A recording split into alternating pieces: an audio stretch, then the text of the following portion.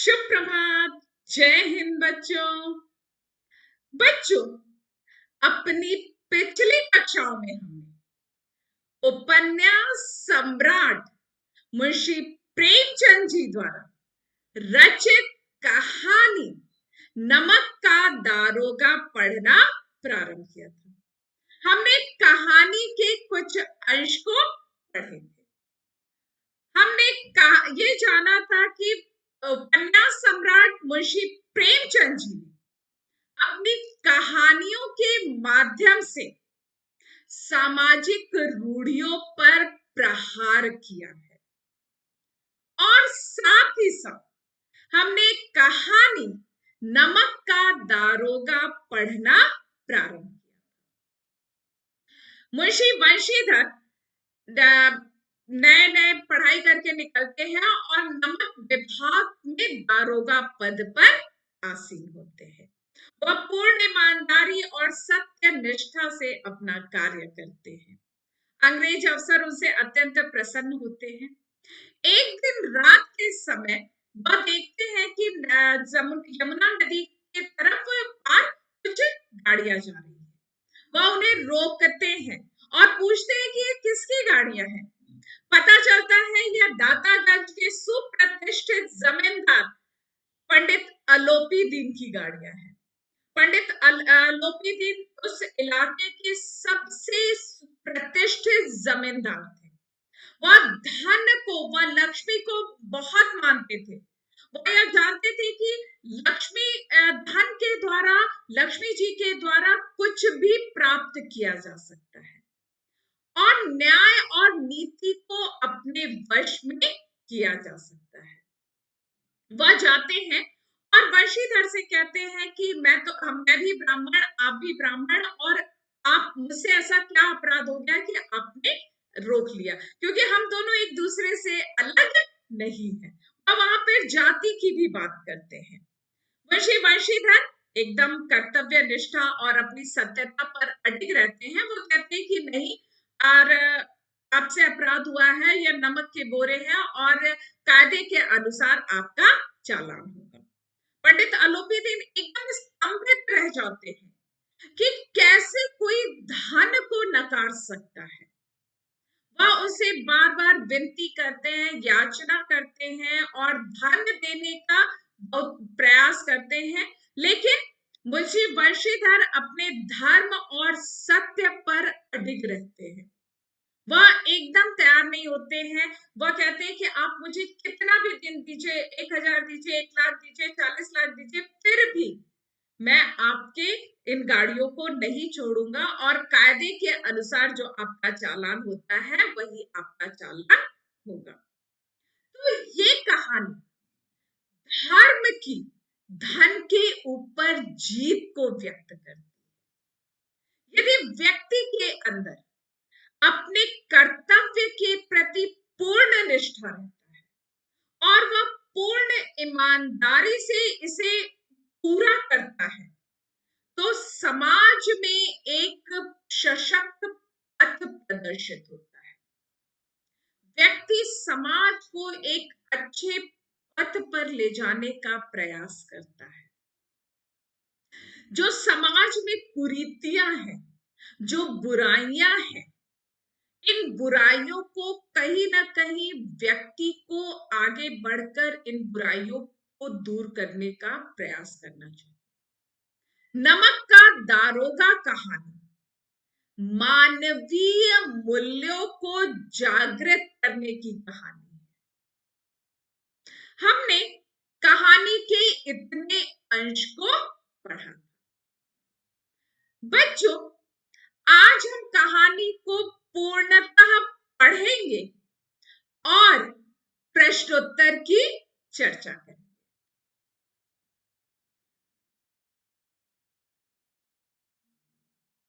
हमने पढ़ा था, धर्म ने धन को पैरों तले कुचल डाला।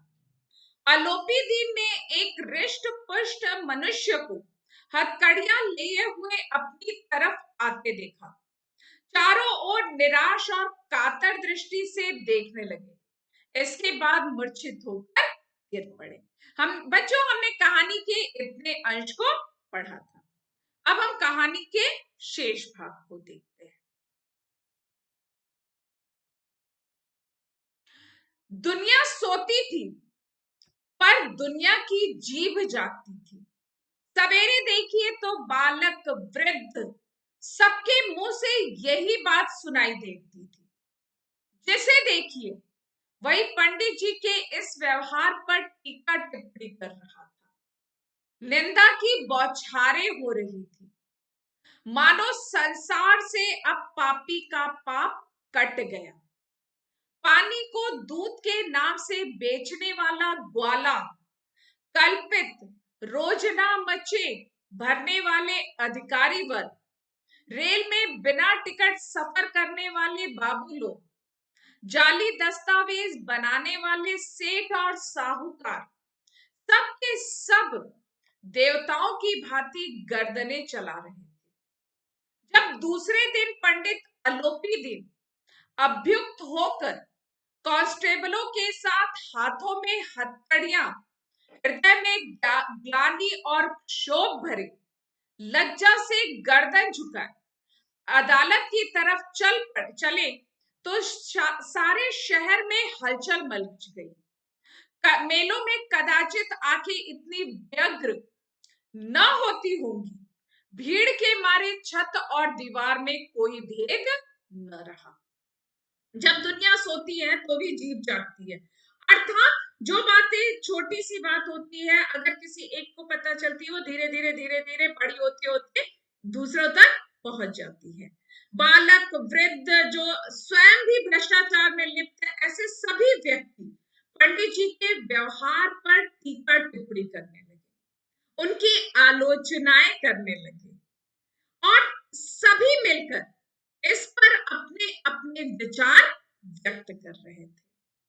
जब पंडित जी को हथकड़ियां पहनाए हुए अदालत में ले जाया जाने लगा तो चारों ओर मतलब सारे शहर में हलचल मच गई थी कि इतने सुप्रतिष्ठित व्यक्ति को भी लोग ईमानदार व्यक्ति हथकड़ी पहनाकर अदालत ले जा सकता है।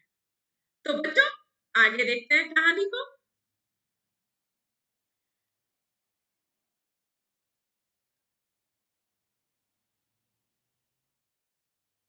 किंतु अदालत में पहुंचने की देर थी। पंडित अलोपी दिन इस अगाध वन के सिंह थे।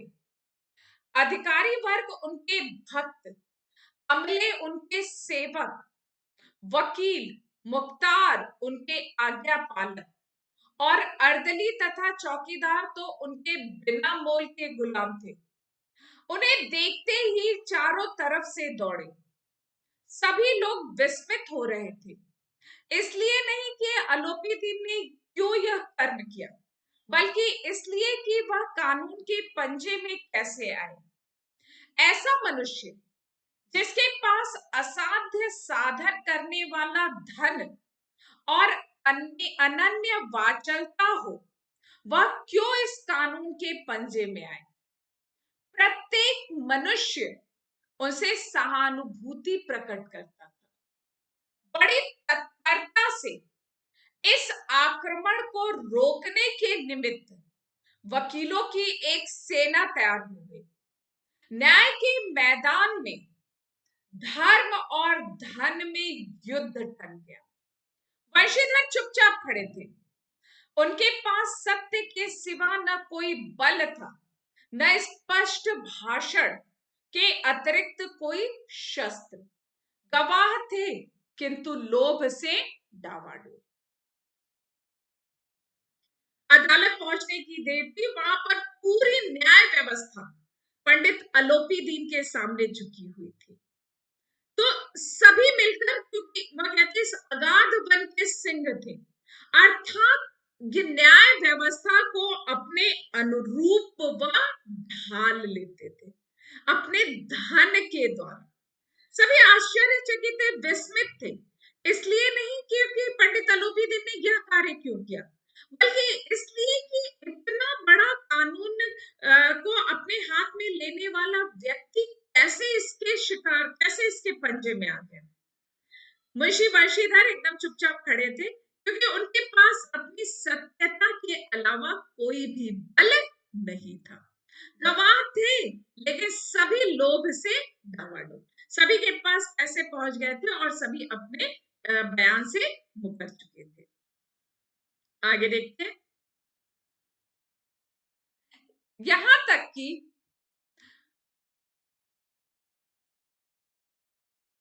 मुंशी जी को न्याय भी अपनी ओर से कुछ खिंचा हुआ दिख पड़ा। वह न्याय का दरबार था, किंतु उसके कर्मचारियों पर पक्षपात का नशा छाया हुआ था। किंतु पक्षपात और न्याय का क्या मेल? जहां पक्षपात हो, वहां न्याय की कल्पना नहीं की जा सकती। मुकदमा शीघ्र ही समाप्त हो गया। डिप्टी मजिस्ट्रेट ने अपनी तजवीज में लिखा, पंडित अलोपी दीन के विरुद्ध दिए गए प्रमाण निर्मूल और भ्रमात्मक है। वह एक बड़े भारी आदमी है। इस बात की कल्पना के बाहर, यह बात कल्पना के बाहर है कि उन्होंने थोड़े से लाभ के लिए ऐसा दुस्साहस किया। यद्यपि नमक का दारोगा मुंशी बंशीधर का अधिक दोष नहीं, लेकिन यह बड़े खेद की बात है कि उसकी उदंडता और विचारहीनता के कारण एक भले मानुष को कष्ट झेलना पड़ा। हम प्रसन्न हैं कि वह अपने काम में सजग और सचेत रहता है।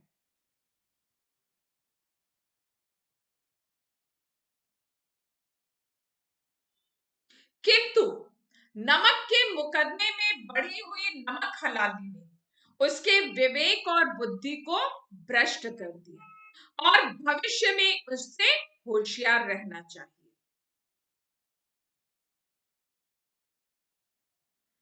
मुंशी बंशीधर को वहां भी न्याय भी खींचा हुआ दिखाई पड़ा। डिप्टी मजिस्ट्रेट भी पंडित अलोपी दीन की गुणगान करने लगी कि यह हो ही नहीं सकता कि इतना प्रतिष्ठित आदमी थोड़े से धन के लिए ऐसा कृत्य कर सके।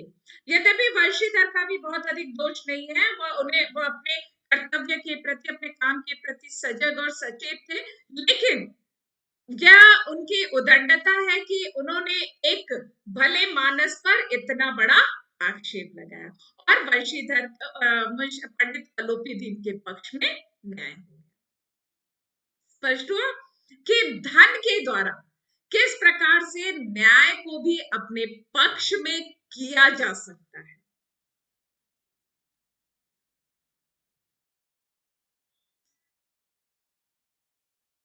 वकीलों ने यह फैसला सुना और उछल पड़े। पंडित अलोपी दीन मुस्कुराते हुए बाहर निकले। स्वजन बांधवों ने रुपए की लूट की। उदारता का सागर मर पड़ा। उसकी लहरों ने अदालत की नींव तक हिला दी। जब बंशीधर बाहर निकले तो चारों ओर से उनके ऊपर व्यंग्यवाड़ों की वर्षा होने लगी। तब वकीलों ने यह बात सुना कि पंडित अलोपी दीन को निर्दोष साबित हो गए हैं, वह तो एकदम खुश हो गए और सभी बंशीधर की आलोचना करने लगे, उन पर व्यंग्यवाड़ों की वर्षा करने लगे। चपरासियों ने झुक झुक कर सलाम किए, किंतु इस समय एक एक कटु वाक्य, एक एक संकेत उनकी गर्वाग्नि को प्रज्वलित कर रहा था। वे एक एक जो लोग उनमें कह रहे थे कि इतने बड़े आदमी से झूठी में इसने बैर मोल लिया है, इस तरह की बातें, वह सभी उनके गर्व को बढ़ा रहे थे कि ऐसा मैंने अकेले ही ऐसा कार्य किया है और बाकी सब तो इनके अधीन होकर कार्य कर रहे हैं। कदाचित इस मुकदमे में सफल होकर वह इस तरह अकड़ते हुए न चलते। आज उन्हें संसार का एक खेदजनक विचित्र अनुभव हुआ। न्याय और विद्वत्ता, लंबी चौड़ी उपाधियां, बड़ी बड़ी दाढ़ियां और ढीले चोंगे एक भी सच्चे आदर के पात्र नहीं है। वह ये मान लिए कि यहाँ पर जितने भी लोग ये कहते हैं कि हम सज्जन हैं, हम इतने प्रतिष्ठित हैं, कोई भी आदर का पात्र नहीं है। वंशीधर ने धन से बैर मोल लिया था, उसका मूल्य चुकाना अनिवार्य था। कठिनता से 1 सप्ताह बीता होगा कि मुअत्तली का परवाना आ पहुंचा। कर्तव्य परायणता का दंड मिला। बेचारे भग्न हृदय शोक और खेद से व्यथित घर को चले। वह उन्होंने धन से बैर लिया था, अर्थात इतने प्रतिष्ठित आदमी से उन्होंने दुश्मनी ली थी, और 1 सप्ताह के बाद उन्हें हटा दिया गया और उनकी कर्तव्य परायणता का उन्हें दंड मिला, और शोक और खेद से वह व्यथित होकर घर की ओर चले। बूढ़े मुंशी जी तो पहले से ही कुड़बुड़ा रहे थे कि चलते चलते इस लड़के को समझाया था, लेकिन इसने एक न सुनी, सब मनमानी करता है। हम तो तलवार और कसाई के तगादे सहे, बुढ़ापे में भगत बनकर बैठे, और वहां बस वही सूखी तनख्वाह।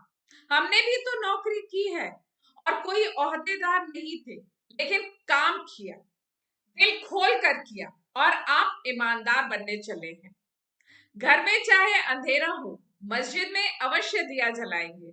वह जब घर आते हैं तो बूढ़े मुंशी तो पहले से ही कुड़बुड़ा रहते, पहले से ही जलभुन रहते, और उन्हें बहुत कहते कि इतना इस लड़के को समझाया था, लेकिन इसे तो अपनी ही मनमानी करनी थी, और सिर्फ अपनी तनख्वाह लेकर कार्य करना चाहता था। सिर्फ नौकरी की इसने, हमने भी नौकरी की है और दिल खोलकर नौकरी की है, अर्थात हमने तो नौकरी की है लेकिन रिश्वत लेकर नौकरी की है, लेकिन यह लड़का अपनी ईमानदारी का ही ढोल बजाता रहता है, और अपनी ईमानदारी के ही बारे में अपनी ईमानदारी से ही इसने कार्य किया। खेद ऐसी समझ पर पढ़ाना लिखाना सब हकारत गया। मतलब वो बार बार अपने पुत्र को ही कहते कि ऐसी समझ पर लानत है जो कि इतना सब कुछ समझाया और सब कुछ व्यर्थ हो गया। इसके थोड़े दिनों बाद जब मुंशी वंशीधर इस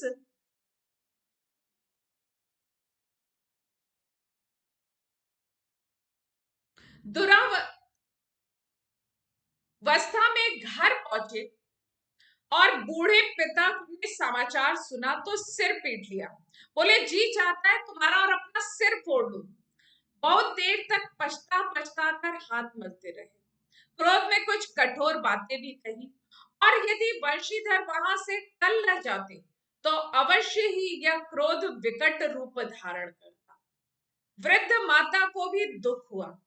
जगन्नाथ और रामेश्वर यात्रा की कामनाएं मिट्टी में मिल गई। पत्नी ने तो कई दिनों तक सीधे मुंह बात भी नहीं की। जब पहले से ही वह जल भुन रहे थे कि यह ईमानदारी से कार्य करना चाहता है, रिश्वत नहीं लेता है, अपने घर की स्थिति को नहीं देख रहा है, लेकिन जब यह समाचार मिल जाता है कि उन्हें हटा दिया गया है तो एकदम क्रोधित हो जाते हैं, और यदि वंशीधर वहां से नहीं हटते तो वह कुछ न कुछ अवश्य कर देते, और उन्हें बहुत सारी बातें कहते हैं। उनकी माता भी नाराज होती है, और पत्नी तो सीधे मुंह उनसे बात भी नहीं करती है, और सभी मिलकर उन्हें भला भला बुरा कहने लगते हैं। इसी प्रकार 1 सप्ताह बीत गया। संध्या का समय था। बूढ़े मुंशी जी बैठे राम नाम की माला जप रहे थे। इसी समय उनके द्वार पर सजा हुआ रथ आकर रुका। हरे और गुलाबी पर्दे, पछाइए बैलों की जोड़ी, उनकी गर्दनों में नीले धागे, सींगे पीतल से जड़ी हुई, कई नौकर लाठियां कंधे पर रखे साथ थे। मुंशी जी आगवानी करने को दौड़े। देखा तो पंडित अलोपीदीन है।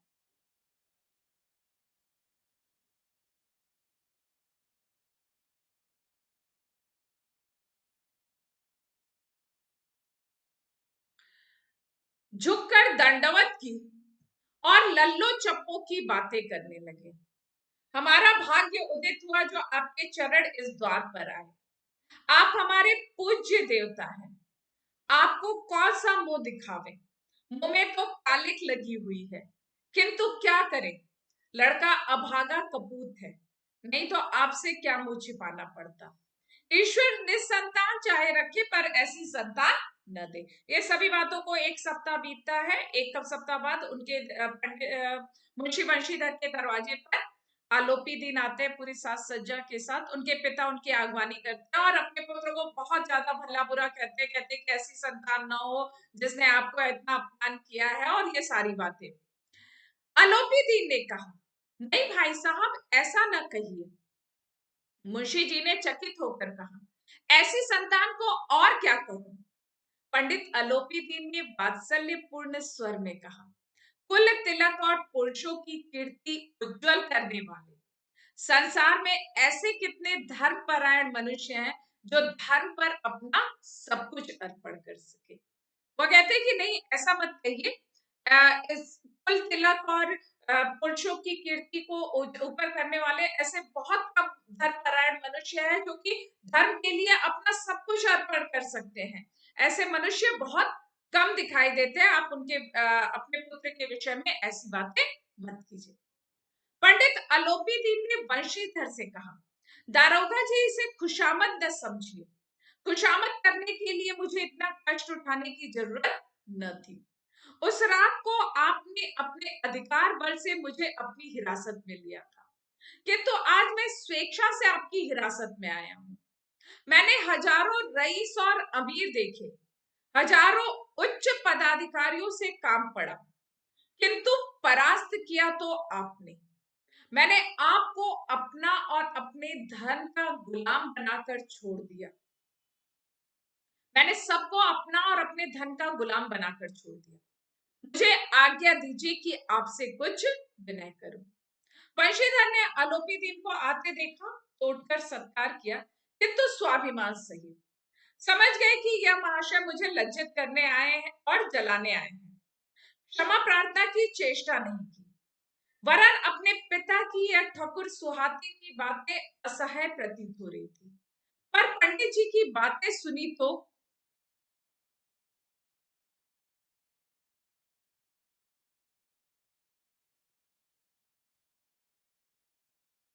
मन की मैल मिट गई। पंडित जी की ओर उड़ती हुई दृष्टि से देखा, सद्भाव झलक रहा था। गर्व ने अब लज्जा के सामने सिर झुका दिया। शर्माते हुए बोले, यह आपकी उदारता है जो ऐसा कहते हैं। मुझसे जो कुछ अविनय हुई है उसे क्षमा कीजिए। मैं धर्म की बेड़ी में जकड़ा हुआ था, नहीं तो वैसे मैं आपका दास हूं। जो आज्ञा होगी वह मेरे सिर माथे पर।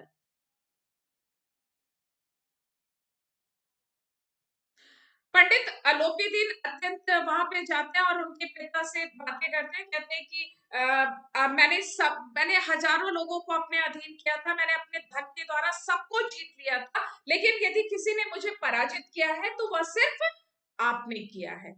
मुंशी बंशीधर देखते हैं, समझ जाते हैं कि ये मुझे अपमानित करने आए हैं, लेकिन जब उनके भाव देखते हैं, उनकी बातें सुनते हैं, तो वह अपने स्वाभिमान, उनकी लज्जा के सामने झुक जाता है और वह उनसे कहते हैं कि मैं आपका दास हूं, अब आप जो कहेंगे वो मेरे सिर माथे पर। आलोपी दीन ने विनीत भाव से कहा, नदी तट पर आपने मेरी प्रार्थना नहीं स्वीकार की थी, किंतु आज स्वीकार करनी पड़ेगी। वंशीधर बोले, मैं किस योग्य हूं, किंतु जो कुछ सेवा मुझसे हो सकती है उसमें त्रुटि न होगी। आलोपी दीन ने एक स्टाम्प लगा हुआ पत्र निकाला और उसे वंशीधर के सामने रखकर बोले, इस पद को स्वीकार कीजिए और अपने हस्ताक्षर कर दीजिए। मैं ब्राह्मण हूं, जब तक यह सवाल पूरा न कीजिएगा द्वार से न हटूंगा। वंशीधर ने उस कागज को पढ़ा तो कृतज्ञता से आंखों में आंसू भर आए। पंडित आलोपी दीन ने उनको अपनी सारी जायदाद का स्थायी मैनेजर नियुक्त किया था।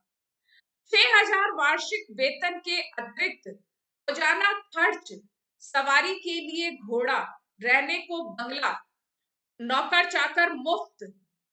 कंपित स्वर में बोले, मुझ में इतनी सामर्थ्य नहीं है कि आपकी उदारता की प्रशंसा कर सकूं, किंतु ऐसे उच्च पद के योग्य नहीं हूं। आलोपी दीन हंसकर बोले, मुझे इस समय एक अयोग्य मनुष्य की ही जरूरत है। वंशीधर ने गंभीर भाव से कहा, यो मैं आपका दास हूं, आप जैसे कीर्तिवान सज्जन पुरुष की सेवा करना मेरे लिए सौभाग्य की बात है। किंतु मुझ में न विद्या है न बुद्धि, न वह स्वभाव है जो इन त्रुटियों को पूरा कर देता है। ऐसे महान कार्य के लिए बड़े मर्मज्ञ अनुभवी मनुष्य की जरूरत है। आलोपीदीन ने कलमदान से कलम निकाली और उसे वंशीधर के हाथ में देते हुए बोले, न मुझे विद्वत्ता की चाह है, न अनुभव की, न मर्मज्ञता की, न कार्य कुशलता की। इन गुणों के महत्व का परिचय खूब पा चुका हूं। अब सौभाग्य और सुअवसर ने मुझे वह मोती दे दिया है जिसके सामने योग्यता और विद्वत्ता की चमक फीकी पड़ जाती है। यह कलम लीजिए, अधिक सोच विचार न कीजिए, दस्तखत कीजिए। परमात्मा से यही प्रार्थना है कि वह आपको सदैव वही नदी के किनारे वाला बेमुरव्वत, उदंड, कठोर किंतु धर्मनिष्ठ दरोगा बनाए रखे। वंशीधर की आंखें डबडबा गई। हृदय के संकुचित पात्र में इतना ऐसा न समा सका। एक बार फिर पंडित जी की ओर भक्ति और श्रद्धा की दृष्टि से देखा। कांपते हुए हाथ से मैनेजरी के कागज पर हस्ताक्षर कर दिए। आलोपी दिन ने प्रफुल्लित होकर उन्हें गले लगा लिया।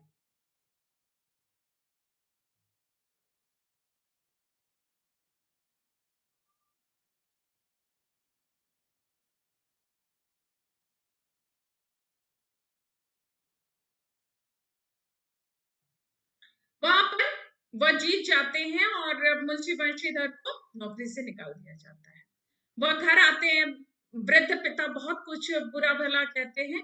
संध्या के एक सप्ताह के पश्चात पंडित आलोपी दिन आते हैं और उनसे अपने पूरी जायदाद का स्थायी मैनेजर उन्हें बनाने का प्रयत्न करते हैं।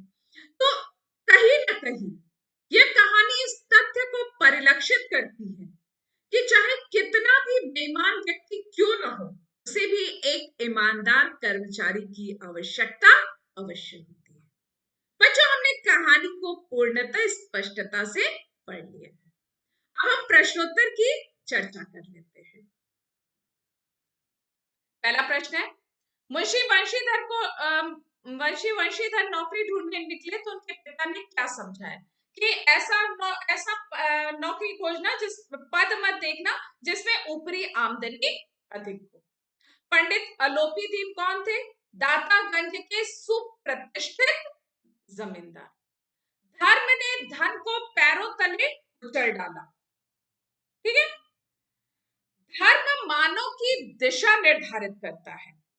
सत्य, निष्ठा और धर्म कर्तव्य परायणता के धर्म के कारण बंसीधर ने आलोपी दीन द्वारा दिए गए 40,000 रुपए की ठुकरा दिया और अपने धर्म के द्वारा धन को पैरों से कुचल दिया। पंडित आलोपी दीन अदालत रूपी वंग के सिंह थे। कह सकते हैं कि क्योंकि वह पूरे धन के द्वारा पूरी न्याय व्यवस्था को अपने अधीन कर चुके थे। न्याय के मैदान में धर्म और धन में से कौन जीता?